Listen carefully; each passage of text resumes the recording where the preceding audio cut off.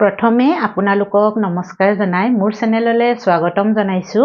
আজি মই আপোনালোকৰ মাজলৈ বহুত ধুনীয়া ৰেচিপি এটা লৈ আহিছো।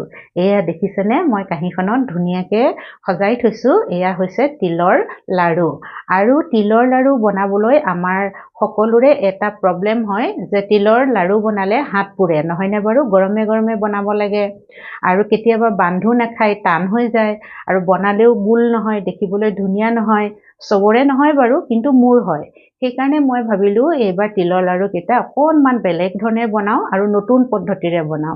আৰু এই ধৰণে যদি আপোনালোকে তিলৰ লাড়ু বনাই, দেখিছেনে কিমান ধুনীয়া গোল হৈছে আৰু বগা হৈছে আৰু খাবলৈও বহুত সোৱাদ লগা হয়। এনেধৰণে আমি তিলৰ লাড়ু বনালে আৰু বনাবলৈও একেবাৰে সহজ, বেছি টাইমো নালাগে আৰু বহুত দিনলৈ বেয়াও নহয়।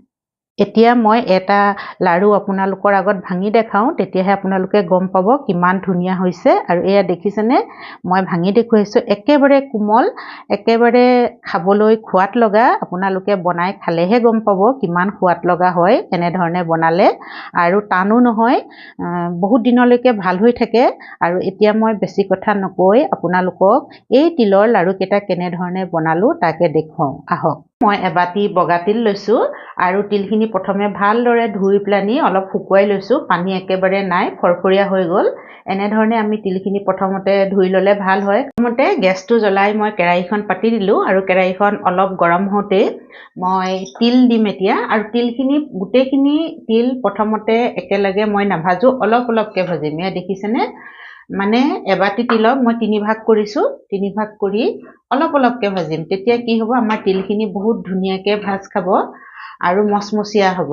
যদি গোটেইখিনি তিল একেলগে ভাজোঁ তেতিয়া কিছুমান ভাজ খাব আৰু কিছুমান ভাজ নাখাব। সেইকাৰণে কম কমকৈ ভাজিলে তিলখিনি খুব ধুনীয়াকৈ ভাজ খাই যায় আৰু মচমচীয়া হয়। আৰু গেছৰ ফ্লেমটো ল' মিডিয়াম কৰি মই তিলখিনি ভাজি ল'ম এতিয়া। এয়া মোৰ তিলখিনি ভজা হৈ গৈছে আৰু তিলখিনি ফুটফুটকৈ ফুটি উঠিছে। আৰু দেখিছেনে তিলখিনি ৰঙচুৱা হৈ গৈছে। মই গেছৰ ফ্লেমটো অফ কৰি দিছোঁ আৰু ধুনীয়া এটা তিলৰ গোন্ধ আহিছে। আমাৰ এতিয়া তিলখিনি ভজা হৈ গৈছে, এয়া চাওক। এনেদৰে যদি আমি তিলখিনি ধুনীয়াকৈ ভাজি লওঁ, আমাৰ লাডুটো একদম মচমচীয়া হ'ব। এতিয়া মই এইখিনি কেৰাহীৰ পৰা উলিয়াই ল'ম আৰু থালি এখনত থৈ যাম। কেৰাহীখন চাফা কৰি ল'লোঁ, আকৌ মই অলপ তিল দি দিছোঁ আৰু এই তিলখিনিও মই আগৰ দৰে এনেদৰে ভাজি লওঁ। তিলখিনি ঠাণ্ডা হৈ গ'ল, হাতেৰে চুব পৰা হ'ল। আৰু এতিয়া এই তিলখিনিৰ পৰা যিটো বাতিৰে মই এবাটি তিল লৈছিলোঁ, সেই বাতিটোতে মই আধা বাটি তিল ভৰাই ল'ম। মানে তিলখিনি দুভাগ কৰিম, দুভাগতকৈ অকণমান বেছি লৈছোঁ। এয়া আধা বাটিতকৈ অকণমান বেছি তিল লৈছোঁ।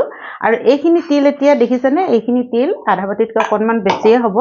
মিক্সি জাৰত পিচি ল'ম। আপোনালোকে ভাবিছে তিল কিয় পিচিব লাগে, মই কৈছোঁৱে আপোনালোকক যে তিলৰ লাডুটো এইবাৰ অকণমান বেলেগ ধৰণে বনাই দেখুৱাম। এইখিনি মই পিচি আনিলোঁ আৰু আপোনালোকক দেখুৱাইছোঁ কেনেদৰে পিচিছোঁ। এয়া চাওকচোন, একেবাৰে মিহি হৈ যোৱা নাই, অলপমান চুজিৰ দৰে হৈ আছে। এনেকৈ পিচিলেই হ'ব। আৰু আধা তিল মই এয়া গোটাকৈ ৰাখিছোঁ। এতিয়া মই আপোনালোকক গেছৰ ওচৰলৈ লৈ যাওঁ। গেছত মই কেৰাহী এখন বহুৱাই দিলোঁ আৰু এয়া যিটো বাতিৰে মই তিল লৈছিলোঁ, সেই বাতিটোৰে আধা বাতিতকৈ অকণমান বেছি হ'ব। এয়া চেনি হয় আৰু তাতে মই ইলাইচি দিছোঁ, এয়া 4টামান আৰু কেৰাহীখনতে দি দিছোঁ। আৰু সেই একেটা বাতিতে মই পানী ল'ম এতিয়া। এয়া পানী আধা বাতিতকৈ কম হ'ব আৰু চেনিত দি দিছোঁ। এতিয়া মই গেছটো জ্বলাই দিম আৰু এই চেনিখিনি পানীত গলি যোৱালৈকে মই লৰাই থাকিম। আপোনালোকে চেনিৰ ঠাইত গুড়ো দিব পাৰে। মই চেনি দি বনাইছোঁ, গুড় দিলেও সোৱাদ ভাল হয়। আমাৰ চেনিৰ পানীখিনি বহুত ধুনীয়াকৈ উতলি গ'ল আৰু মই ভাল ধৰণেৰে 1 মিনিটমান গলি যোৱা, চেনি গলি যোৱাৰ পিছতো মই উতলাই ল'লোঁ। আৰু গেছৰ ফ্লেমটো এতিয়া মই কম কৰি দিছোঁ। আৰু চেনিৰ পানীখিনি এনেকৈ আমি হাতেৰে চুলে আমাৰ আঠা আঠি হৈছে, এয়া আঠা যেন লাগিছে, এনেকুৱা হ'লে আমাৰ হ'ব। আৰু এতিয়া ইয়াত থকা এই ইলাইচি কেইটা মই উঠাই দিওঁ, কাৰণ এইকেইটা থাকিলে ভাল নালাগিব, গোটা গুটি হৈ থাকিব। এতিয়া চেনিৰ পানীখিনিত আমি পিচি থোৱা তিলখিনি দি দিছোঁ। গোটেইখিনি তিল আমি দি দিম, এয়া দেখিলেনে, আৰু ভালদৰে লৰাই দিম। গেছৰ ফ্লেমটো একদম ল'ত ৰাখিব লাগিব, হাই কৰিব নালাগে। লাহে লাহে মই ধুনীয়াকৈ এয়া লৰাই দিছোঁ। আৰু ইয়াতে মই আৰু এটা বস্তু মিলাই দিম, সেয়া হৈছে নাৰিকলৰ, শুকান নাৰিকলৰ গুড়ি। এইটো ডেচিকেটেড নাৰিকল বজাৰত কিনিবলৈ পায়। এনেকুৱা যদি আমি 2 চামুচ মিলাই দিওঁ, আমাৰ তিলৰ লাডুটোৰ সোৱাদ আৰুৱে বাঢ়ি যায়।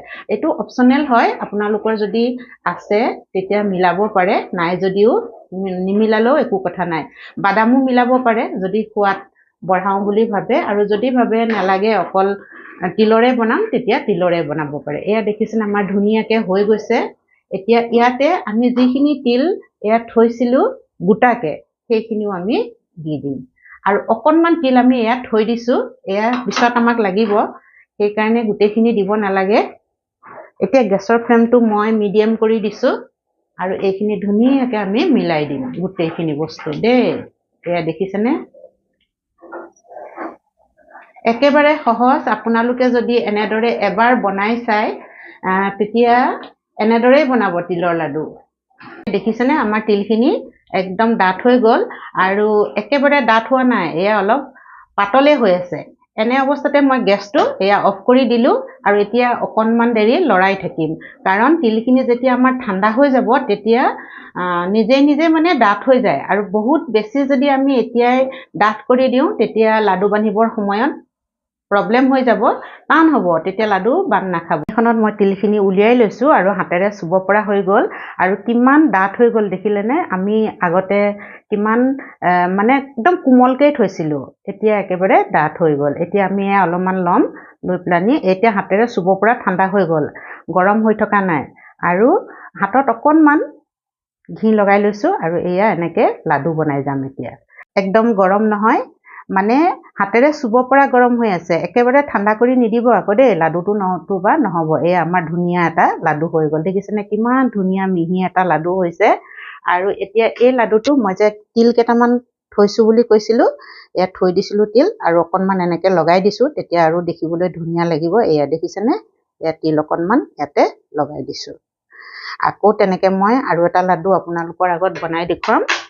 ঘৰত যদি বেছি মানুহ নাথাকে, অকলে বনাব লগা হয়, এনেদৰে আমি তিলখিনি অকণমান ঠাণ্ডা কৰি লৈও বনাব পাৰোঁ, আৰু পটককৈ বনাই। এয়া দেখিছেনে, আপোনালোকৰ আগতে মই কেইবাটাও পটপটকৈ বনাই দিলোঁ, কিন্তু হিচাপটো আপোনালোকে ঠিক ল'ব লাগিব আকৌ দেই। এবাটি তিলত আৰু এবাটি তিল ল'লে আধা বাটিত চেনি, আধা বাটিতকৈ অকণ বেছিয়ে চেনি ল'ব, কিন্তু কম নকৰিব। কম কৰিলে চেনি যদি কম কৰে তেতিয়া লাডুৰ বানটো ভাল নহ'ব। আৰু পানীও সেই আধা বাটি বা আধা বাটিতকৈ অকণমান কম ল'ব, তেতিয়া বহুত ধুনীয়াকৈ আমাৰ তিলৰ লাডু এয়া হৈছে, দেখিছেনে।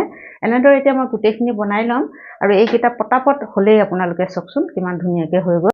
আপোনালোকে এটা কথা মন কৰিছেনে, এয়া চাওকচোন আমাৰ তিলৰ গুড়িখিনি ইমানেই মানে শুকাই গ'ল, লাডু বনাবলৈ দিগদাৰী হৈছে। এনেকুৱা হৈ যায় কেতিয়াবা, তেতিয়া আপোনালোকে কি কৰিব গম পায়নে, এয়া চাওকচোন মই গিলাচত অকণমান চেনি পানী বনাই লৈছোঁ।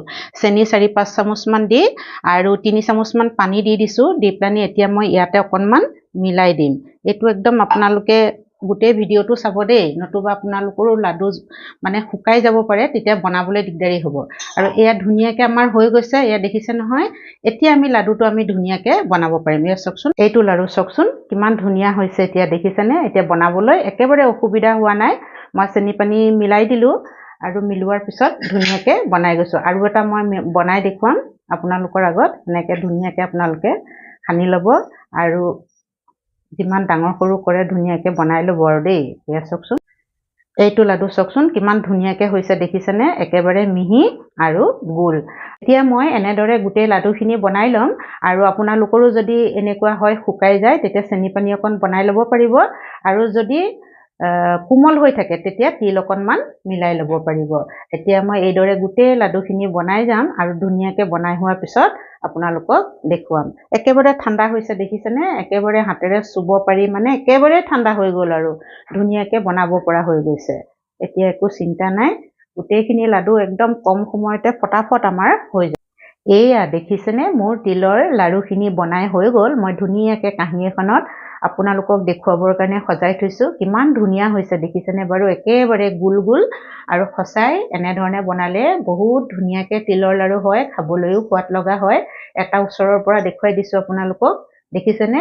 মাত্ৰ কেইটামান কথা আপোনালোকে মনত ৰাখিব যেতিয়া তিলৰ লাড়ুখিনি বনাই একেবাৰে ডাঠ কৰি নিদিব আৰু বান্ধোতে যদি আপোনালোকৰ দিগদাৰি হয় তেতিয়া অলপমান চেনিৰ পানী বনাই ডাঠকে বনাব চেনি পানীখিনি আৰু সেই চেনি পানীখিনি তিলৰ লগত মিলাই আপোনালোকে ধুনীয়াকে এইদৰে লাড়ু বনাব পাৰিব মই দেখুৱাই দিলোঁ আপোনালোকক আৰু যদি কোমল হৈ থাকে তেতিয়া শুকান তিল অলপমান থৈয়ে দিওঁ আমি মই কৈছোৱে অলপ তিল ৰাখি থব সেইখিনি মিলাই দিলে তিলৰ লাড়ুখিনি ধুনীয়াকে আপোনালোকে একদম হিচাপত বান্ধিব পাৰিব এইদৰে তিলৰ লাড়ু বনাবলৈ একেবাৰে সহজ আপোনালোকে যদি বনাইছে তেতিয়া গম পায়ে আৰু খোৱাটো বহুত ভাল হয় আৰু বহুত দিনলৈ বেয়া নোহোৱাকেও থাকে যদি ভিডিঅ'টো চাই ভাল পালে লাইক কৰিব শ্বেয়াৰ কৰিব আৰু কমেণ্টছ কৰিব যিসকলে মোৰ চেনেলটো ছাবস্ক্ৰাইব কৰা নাই তেওঁলোককো অনুৰোধ কৰিছোঁ যাতে মোৰ চেনেলটো ছাবস্ক্ৰাইব কৰি লয় আৰু কাষতে থকা বেল আইকনটো দবাই দিয়ে ভিডিঅ'টো শেষলৈকে চোৱাৰ কাৰণে বহুত বহুত ধন্যবাদ জ্ঞাপন কৰিলোঁ